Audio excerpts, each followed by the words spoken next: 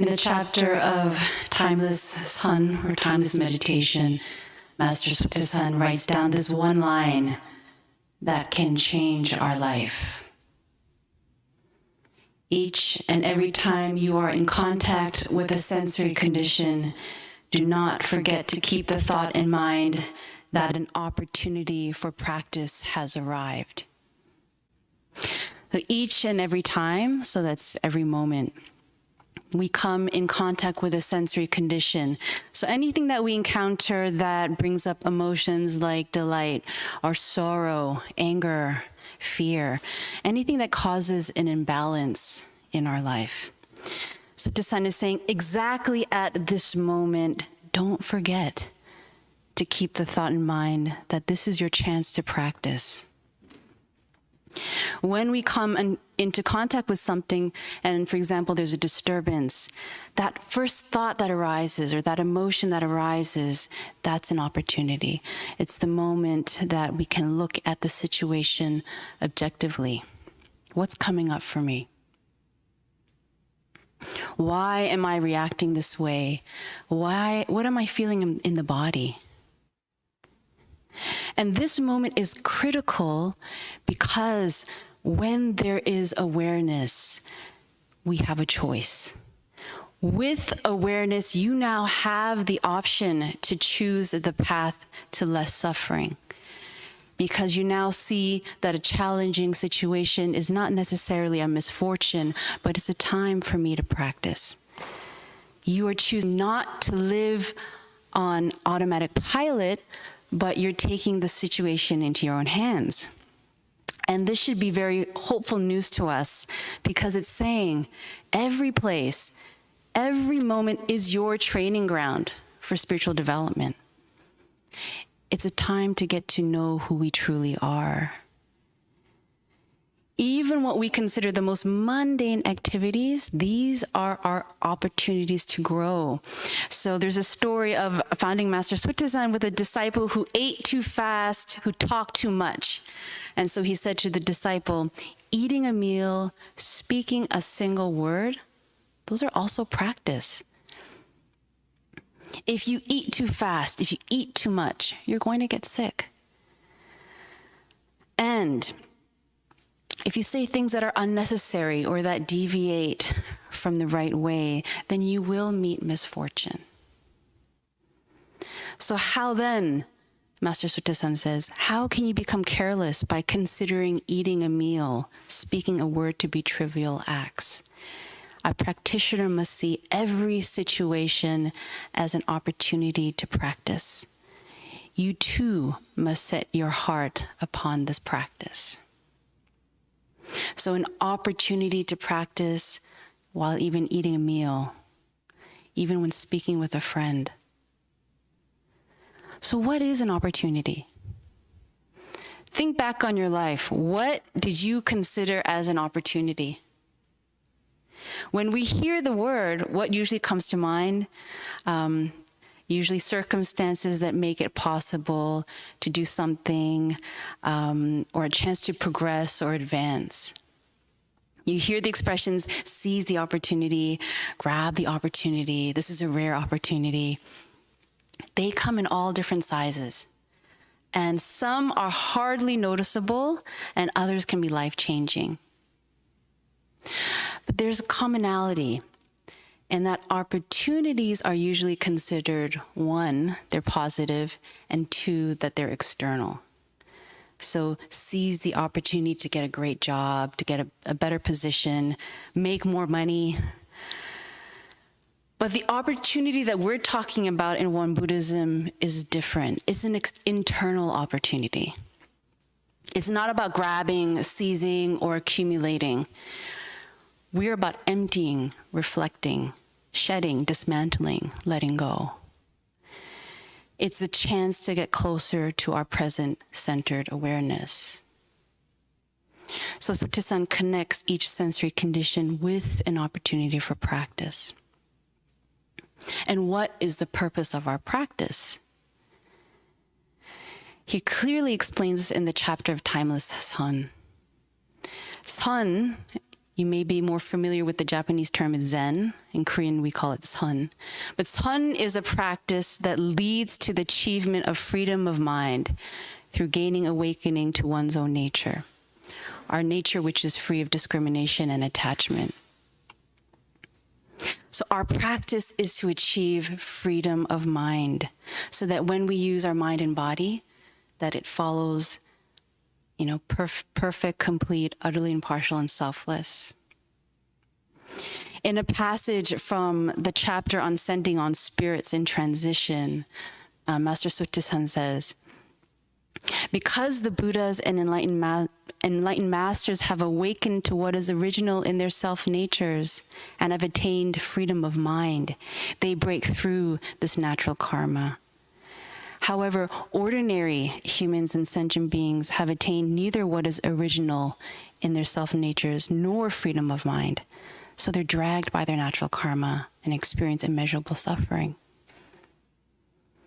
So when we seize the chance to practice, we are choosing to live as a Buddha. And when we achieve freedom of mind, we overflow with wisdom, we overflow with blessings, because the source of wisdoms and blessings is this Sun practice. And that's why Sutisan says that those who have been determined to achieve the Great Way, they've all practiced Sun. Well, when you read the chapter of Timeless Sun, when describing, training the mind, Sutisan uses expressions like, it's like training an ox, right? Where if the reins of the mind are dropped, even for a moment, it will instantly harm one's commitment to the way. Or the expression, that spirit which is ready to fight to the bitter end. These are pretty intense expressions, okay? He's not saying walk the ox. He's not saying argue, to the bitter end. He's like saying fight and train. So he's saying, listen, the practice is not easy, but don't run away. Fourth head Dharma Master Trasan says, one who flees sensory conditions so as not to be moved is one who has lost already. He's saying, this is our material. This is our material for practice. To flee, he says, is to be as foolish as a person who wishes to swim yet flees the water, or a person who wishes to drive but avoids the highway. How sad it is when someone who wishes to practice Sun wanders about in search of a good place to practice, who wishes to stop all activity and sit quietly when he or she practices. So Sutisan is saying these challenging situations that we face in life also help to check the degree of our practice. And you'll know that when you have a difficult situation, you'll see, what is triggering me? What is that button that's being pressed? Right? So it's our measuring scale as practitioners. It's measuring, how much freedom of mind have I attained? And Master Sutisan was very confident. He said, if you do this training, you will attain freedom of mind little by little. So my dear Dharma friend and I have been practicing journaling together for over a year. We decided to share our mind journal entries. And this started around the time of when the pandemic started. We decided, okay, let's write our journals, situations that disturbed us and how we handled it. And then we would send it to each other by text. And I recently scrolled through our entries and interestingly found that my Dharma friend used the word opportunity a lot. So in many of her entries, she was able to see a challenging situation in a new light. And this could have been an incident with a family member, a colleague, or a habit that, she wanted to break. She saw these as opportunities for practice. So in a recent entry, she ended with the line, I'm certain this issue will arise again, providing me with another opportunity to practice with it. And it's one line, but it's radical. It's life-changing. This is the power of opportunity. We are choosing not to fall into habits or tendencies. We're building the courage to be with what is, to be honest with what's coming up, to be willing to sit with the judgmental thoughts, willing to observe our automatic reactions, and making an intention to transform. So we pause, give space for objective observation and inquiry, and we're just allowing that innate compassion to flow. But the question is, what if the sensory condition is unbearable? It's bringing me so much frustration, pain, anger, then what? And this happens a lot in our relationships. Like, it'd be great if we got along with everyone. But the reality is there's always that few people that give us a hard time. The true Buddhas in our life. So a thought usually comes up for me when I meet a difficult person, and the first thought is, just go away. And the second thought is usually, like, now? And instead of considering it my practice, I just want to push it aside. Just, get out of sight. I'll put my fingers outside, blame that person. I just don't want to deal with it. But what's interesting is that the moment you try to get rid of a sensory condition in front of you, well, guess what? There is another sweet and savory sensory condition waiting for you. There's like this line of sensory conditions. And it's, our moment, the universe is giving us these opportunities to reflect on ourselves. So the one thing I'm learning is just to let go of that wish for a sensory condition to go away. Because I'll be continuing to run, which doesn't solve anything. And why is that? Even if I try to escape, I will meet that sensory condition at some point in time, and I won't be equipped with the tools to deal with it. So what's important is not trying to wish for a difficult situation to disappear, but using that as a moment for my mind practice, so that I cultivate the strength and wisdom to handle it more mindfully the next time it comes around. And each and every sensory condition is a time for self-reflection. Why am I experiencing this suffering? Another way of asking this is, what is hindering my freedom of mind? If we go deeper into this question, we may begin to see that much of the suffering that we experience is because of our attachments and because of our discriminations. We discriminate between what we think is right and wrong, good, bad. I am right, you are wrong. It should be like this and not like that. And these thoughts create a box, it creates boundaries. And so when life falls within my boundaries, everything's comfortable. If it goes beyond that, I get disturbed. So when I interact with other people, if you satisfy my criteria of what I think is right, what I think is wholesome, then we'll get along just fine. But will everyone fit my criteria? No, right? I don't even fit my criteria sometimes.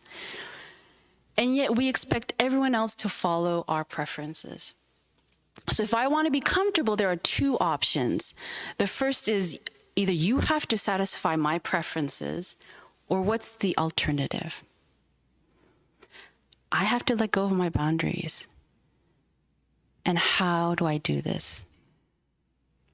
It's to put all the categories down. The categories like, it has to be like this, she should be like this, how could he not be like this? Putting those discriminations all down. It's to have the ability to take the situation as it is, or to embrace the person as they are. And when we develop this ability, we're not easily clinging to our views, and we're not easily disturbed by each and every sensory condition we encounter. We're not so attached. And this requires repetition and practice for a long time.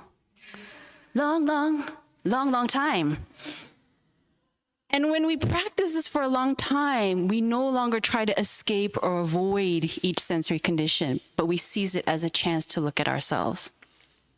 And the mind becomes more comfortable because whereas before you were discriminating and fighting with the situation, now you allow yourself more space. You allow for that compassion to grow. And when we grow compassion, we don't hold resentment about the situation. We don't hold anger towards the person.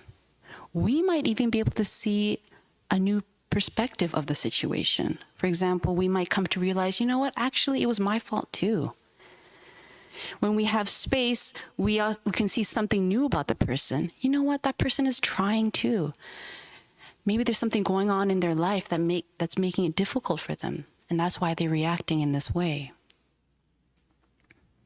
So not forgetting to keep the thought in mind, not forgetting, it requires a certain power. And to help us gain this power of not forget, Sotasan provided that clearly in that chapter of Timeless Suns. When the six sense organs are free from activity, remove distracted thoughts and nurture the one mind. When the six sense organs are involved in activity, remove the wrong, nurture the right. So when at rest, in Won Buddhism, what we do is we rest our awareness on the Tanjan, which is our energy center located just below the navel, placing our awareness in this area, putting all unnecessary thoughts down. It's the practice of emptying the mind, not playing with our thoughts.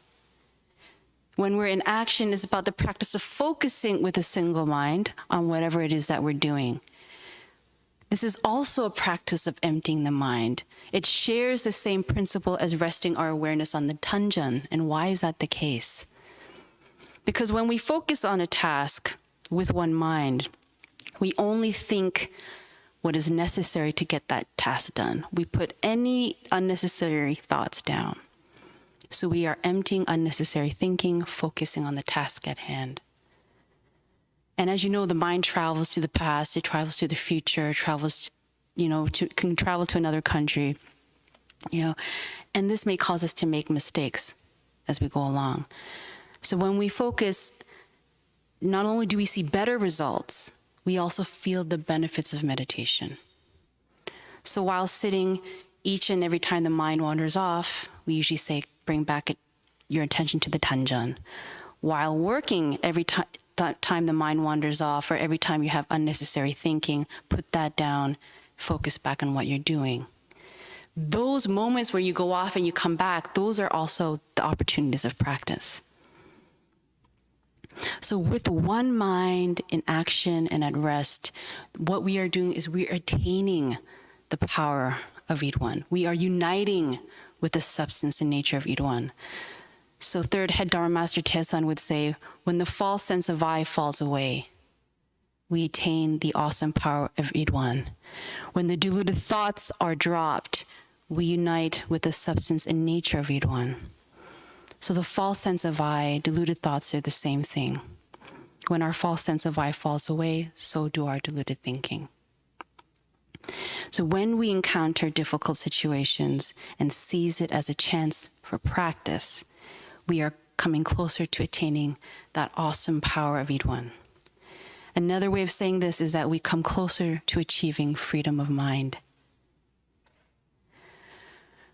So when Yang Tuoshin was starting out as an ordained devotee, she requested a Dharma instruction that would nourish her spiritual vow for the rest of her life.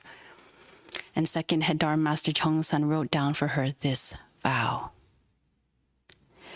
Since favorable and adverse sensory conditions provide me with opportunities for learning, and wholesome and unwholesome people alike guide me along the road of practice, I shall never forget to feel joy and gratitude for both of them. So as we leave here today, may this also be part of our spiritual vow.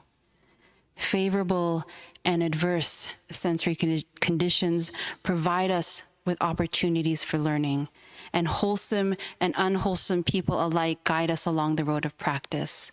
Let us never forget to feel joy and gratitude for both of them. Thank you.